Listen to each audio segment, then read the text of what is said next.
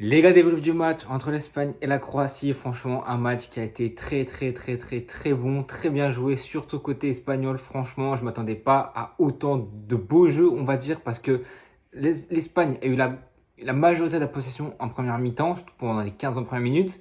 Mais ce qui m'a étonné, c'est ce qu'on le reconnaît, la possession, cette fois, n'était pas stérile. C'était pas de la possession pour la possession. Cette fois, ils essayaient vraiment d'attaquer. Ils essayaient vraiment de créer des choses. Offensivement, ils essayaient d'être dangereux. Il y a eu quelques occasions avant le premier but où ils ont été très dangereux, où ils ont su créer des occasions. Et franchement, ouais, c'est pour ça que j'étais assez étonné. Aussi, à la perte de balle, le pressing directement quand ils sont dans le dernier tiers, dans les 30 derniers mètres côté croate, dès qu'ils perdaient le ballon, ça resserrait direct, pressing, contre-pressing, bam, ça voulait récupérer le ballon très vite pour ensuite essayer d'attaquer. Donc franchement, j'étais très surpris des intentions de jeu de l'Espagne. Franchement, Luis de la Fuentes a un très bel effectif, hein, comme on a pu le voir. Tu fais sortir Yamal, non, tu fais sortir Pedri, tu fais sortir Morata, et puis tu peux faire rentrer Dani Olmo, tu fais rentrer Merino, tu fais rentrer Oyarzabal aussi.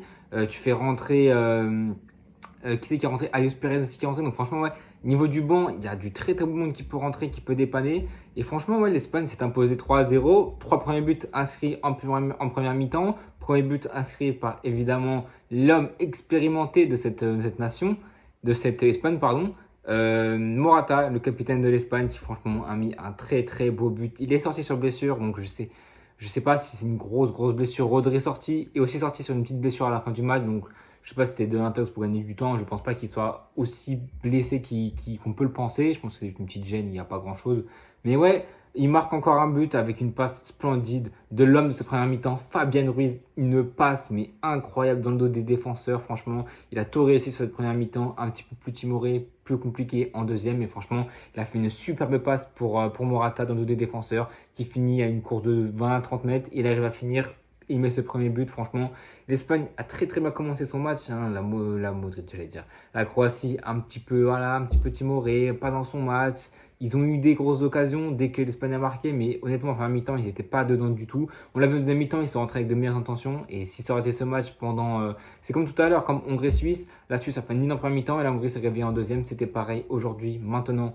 Pour la Croatie qui s'est réveillée en deuxième mi-temps, c'était trop tard parce qu'ils avaient déjà pris 3 buts, c'était vraiment beaucoup trop tard. Le deuxième but inscrit par encore Fabien Ruiz, franchement, passeur, buteur, mais il était tellement fort. Franchement, les Parisiens, ils ont dû être choqués. Et même moi qui ne suis pas parisien, j'étais choqué parce que franchement, il a fait un très bon match, une très belle première mi-temps, de très haute voltige, franchement, que ce soit le crochet sur Modric, ensuite sur Brozovic, et ensuite la lucidité, je ne sais pas d'où il sort ça de sa godasse, lucidité pour finir ça, pied gauche, il me semble en plus, entre les jambes de Sutalo, ça trompe Livakovic, il a tout réussi ce soir. Tout lui était dû, tout était facile pour lui en fait. Et franchement, c'était un très beau but à la 32e minute. Franchement, 9-10 minutes après le premier but. Donc franchement, ouais, Espagne qui se met à l'abri parce qu'en plus, fin de première mi-temps, un corner joué, dégagé, il me semble. Ça retombe sur la Yamal qui a été énorme. J'en parlerai après. La Yamal centre, mais splendide pour Carvaral. Premier but, il la reprend. Premier but pour lui dans son histoire avec l'Espagne, le meilleur latéral droit du monde, beaucoup trop sous-coté quand il est en forme, quand il fait une saison pareille. Il n'y a aucun joueur, aucun latéral droit qui est meilleur que lui. Et quand je pense à ESPN qui ne le met même pas dans le top 25 des meilleurs latéraux, je ne cherche plus les journalistes, les médias. Je préfère faire abstraction et franchement, regardez ce qu'il y a sur le terrain parce que écoutez pas les journalistes, c'est n'importe quoi. Mais franchement, Carvaral a fait un énorme match. Défensivement, c'est très solide. Il n'y a rien à dire. Que ce soit Carvaral, que ce soit Cucurella aussi. À un moment donné, il sort une énorme.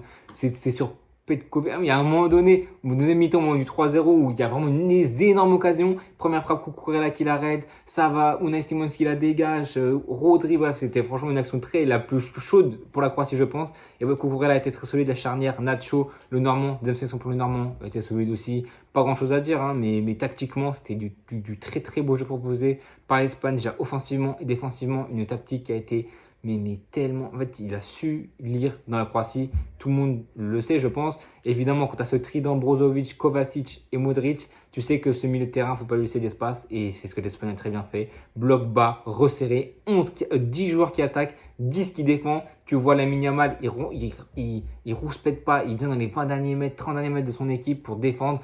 Tout le monde, même Morata, on sait que c'est un chien pour ça. On sait que c'est un mec qui va pas se plaindre et qui va donner les efforts. Et c'est ce qu'il a fait Nico Williams. Pareil, même si offensivement, Nico Williams, je n'ai pas trop aimé. Mais défensivement, il était assez bon. Donc franchement, C'est très resserré, très compact. Il est scellé sur les côtés. Quand tu as Petkovic côté gauche et Mayer, qui sont pas réputés pour être des joueurs qui dribblent, qui sont rapides, qui donnent la prise d'espace, sont très bons. Tu peux laisser ses côtés, ses flancs ouverts et te concentrer sur la densité au milieu de terrain, vraiment resserré pour bloquer ce trident du milieu de terrain. Et on l'a vu, Modric n'a pas été excellent. Enfin, première mi-temps, aucun Croate excellent a été très bon. Hein. Deuxième mi-temps, c'est un petit peu facilité la tâche. Mais Modric, on sait que c'est un joueur exceptionnel, donc il a su en première mi-temps trouver des failles, trouver des passes, des intervalles pour glisser des ballons. Mais très très bien contenu par les milieux espagnols, par même l'attaque espagnole qui défendait aussi. Et franchement, ouais, Brozovic n'a pas été bon. Dans ce milieu de terrain, Modric n'a pas été très bon non plus. Ça n'a pas été incroyable, mais ça n'a pas été dégueu. Mais le meilleur croate de ce match, pour moi, c'est ça contre Livakovic, même s'il a pris 3 buts. Et Kovacic, qui est le joueur qui a réussi le plus de dribbles, qui en a le plus tenté. Et franchement, Livakovic. Kovacic a été très très bon, franchement, un des seuls milieux de terrain, si ce n'est le seul milieu de terrain croate qui a su se défaire un peu de ce pressing, des lignes très très resserrées, très compliquées à trouver des espaces, à trouver des intervalles. Lui, il les a trouvés à la prise d'espace, il driblait, il tentait des choses et il a beaucoup réussi aussi. Donc c'est pour ça que pour moi, Kovacic est un des meilleurs Croates ce soir, si ce n'est le meilleur. Dans le jeu, en tout cas, il a été très bon et franchement, c'est dommage que le match est très vite joué. Là, on est quoi 13 buts depuis le début de la compétition, franchement. Que ce soit l'Allemagne-Écosse 5-1 là tout à l'heure, Hongrie-Suisse 3-1 pour la Suisse. Et là, 3-0 pour l'Espagne. Franchement, on a des très beaux matchs. On attend Italie-Albanie tout à l'heure. Mais franchement, de très très beaux matchs déjà dans le jeu. Franchement, c'est très bon. Ça a mis du temps quand même ce match à se mettre en place. Tu sentais que c'était un petit peu mou. Tu me dis à la mi-temps, il y a 3-0, je te crois pas. Les 10, 15, 20 premières minutes, c'était un petit peu laborieux pour les deux équipes, mais surtout pour la Croatie qui ne voyait pas le jour. Honnêtement, même offensivement, ils ne faisaient rien du tout. C'était l'Espagne qui avait la maîtrise du ballon, qui avait les occasions. Et franchement, l'Espagne a su trouver la faille. Et il a très bien trouvé. Il y a eu des occasions aussi qui sont mal négociées, des moments où ils sont supériorité numérique, ils ne donnent pas la balle au bon moment, ils ne donnent pas à la bonne personne. Ce qui fait que je pense qu'ils peuvent finir ce match avec beaucoup plus d'écart. Parce que la Croatie attaquait, mais je pense qu'ils savaient dans leur tête que c'était un petit peu fichu au bout du 3-0 à la mi-temps, mais ils ont essayé d'attaquer. Ils n'ont pas réussi, mais Lamine Yamal qui devient le plus jeune titulaire de l'histoire de l'Euro, ça c'est encore une histoire qui est incroyable.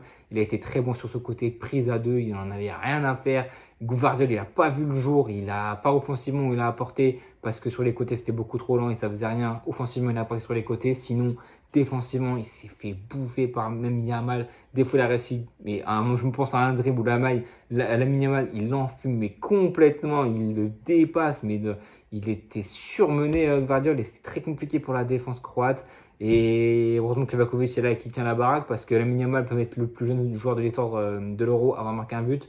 Heureusement que Livakovic, il fait une manchette, c'est splendide, je ne sais pas d'où il sort ça, une manchette exceptionnelle, et il te sort cette balle, mais sans Livakovic, je pense que tu en prends un ou deux de plus et ça serait mérité parce que tu n'as pas été bon en première mi-temps. Deuxième mi-temps, tu t'es un petit peu réveillé, mais c'est trop tard. Tu as 3-0 mi-temps, c'est beaucoup trop tard. L'Espagne est une très très belle équipe, franchement. Moi, je les vois premiers de cette poule avec Croatie en 2, Italie en 3 et Albanie 4e. Et franchement, l'Italie confirme ce que je pense d'eux. C'est une très très belle équipe.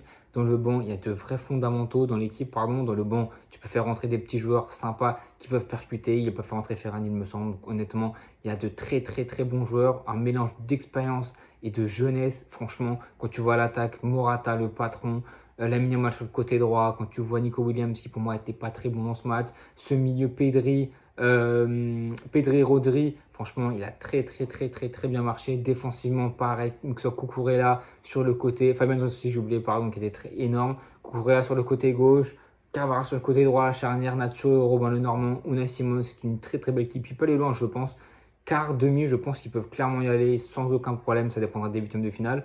Très belle équipe qui, je pense, prochain match, il me semble que c'est contre l'Italie. Donc là, tu enchaînes les deux cadors. Si tu bats l'Italie, tu as la chance de pouvoir faire tourner contre l'Albanie juste après. Et je pense qu'ils peuvent battre l'Italie. On va voir ce que l'Italie va faire tout à l'heure contre l'Albanie. Là, au moment où je suis la vidéo, c'est dans 1 heure. Un très beau match, je pense. Et franchement, les gars, je suis très content parce que ce début d'Euro commence sur les chapeaux de roue. Franchement, que ce soit le match 5-1 de l'Allemagne, il t'ouvre ça d'une manière splendide. Il t'ouvre le bal d'une manière splendide. Là, Suisse-Hongrie, on m'avait vendu la Hongrie comme un cadre, comme une équipe surprise qui pourrait aller viser les huitièmes, les quarts. Je ne sais pas d'où les gens ils sont sortis ça. Je sais, ils ont fait 18 matchs sans défaite, ils ont battu l'Angleterre il y a 1 an et demi, 2 ans, 2 fois, l'Italie, mais les gars, je sais pas. Les gens, pas de culture de l'instant, mais je sens un petit peu de la culture de l'instant quand même. Quelqu'un dit que l'Hongrie va faire une surprise, du coup tout le monde se raccroche à ça, tout le monde commence à faire la propagande, mais moi, les gars, je l'ai dit, la Hongrie, dans leur groupe de qualification contre l'Euro, pour l'Euro, pardon, il n'y a aucune. C'est que des équipes tier 3 d'Europe, tier 4. Les gars, c'est Monténégro, Lituanie, je sais plus avec qui, mais c'est que des équipes qui sont gaze. Désolé de le dire, mais elles sont gaze. Moi, la Hongrie, j'ai dit, ils finiront quatrième de ce groupe et c'est tout. Ça va se jouer entre eux et l'Écosse parce que ce soit l'Allemagne qui va faire le 9 sur 9, je pense, sans aucun problème, et la Suisse encore qui a démontré un très très beau football, une très belle première mi-temps, une très belle première heure de jeu. Franchement, la Suisse peut clairement viser cette deuxième place. On n'attendait pas forcément là. Mais franchement, la Suisse était très très très belle dans ce match et on réussit à gagner. Franchement, là, que ce soit ce match pareil, un petit peu timoré le début côté croate. L'Espagne qui arrive à planter 3 buts en même pas 20 minutes. Et ils ont plié le match simplement. Les gars, nous on va se retrouver demain. Je pense que je débrieferai peut-être Pologne-Pays-Bas. C'est même pas sûr. Je pense que je débrieferai sûr par contre l'Angleterre qui va jouer contre la Serbie, il me semble. Je crois que c'est contre la Serbie. En tout cas, ça sera débriefé. Peut-être il y aura Pologne-Pays-Bas qui sera débriefé vers 17h parce que le match commence à 15h. En tout cas, les gars, pour l'instant, 3 matchs ont été disputés et sont énormes. Franchement, 3 beaux matchs. On espère que Italie-Albanie sera du même acabit. À bientôt tout le monde.